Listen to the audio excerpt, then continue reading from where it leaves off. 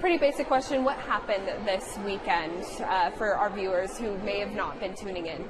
Well, it was the Republican state convention, and that's where the party, the delegates, come together and nominate and elect who they want to be the primary candidate to represent the party, and I was elected to be the Republican nominee for governor by 67.5%, so a landslide. What does that mean to you? I mean, these are the party faithfuls. They're the ones that have opted to go through that process, and they were sent by their communities as a representative. They vet the candidates. They talk a lot to the candidates.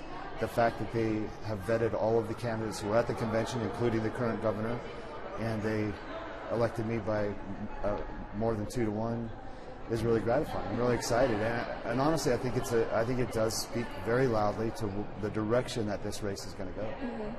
And then, what is the direction that this race is going to go for you? Well, I think we've got a clear path to winning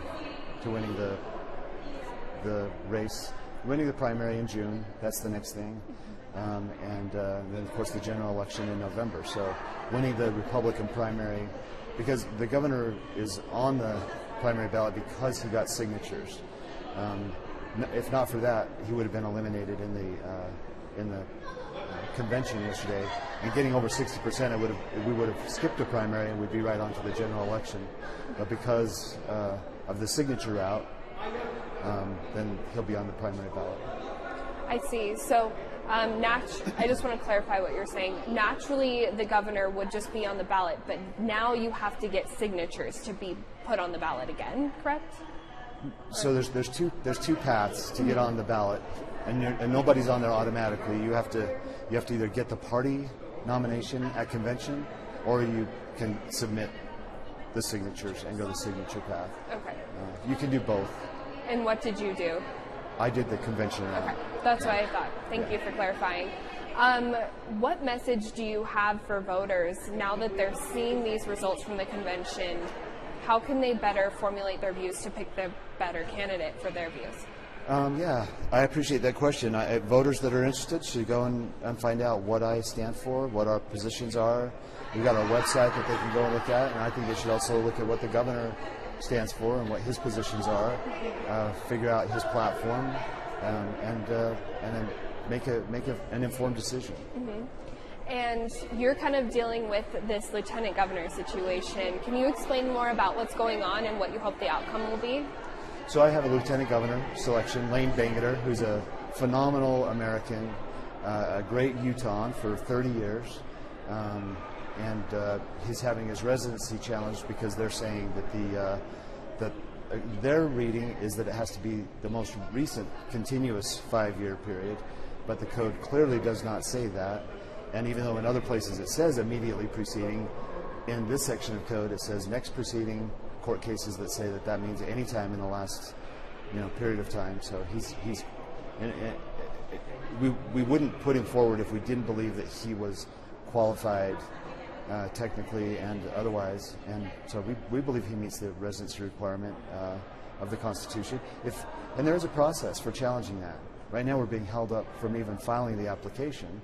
We would like to just file the application. If they want to disqualify, there's a process for doing that, then a process for us to contest that.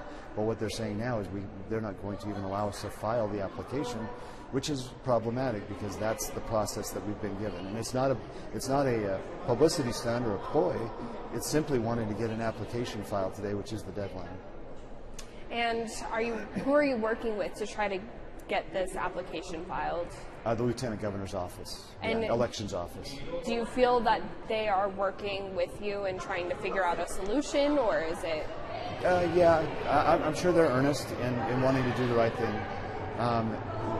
It feels a little bit like a hurdle that shouldn't be there, and it's probably the legislature's fault, not the Lieutenant Governor's fault or the office's fault.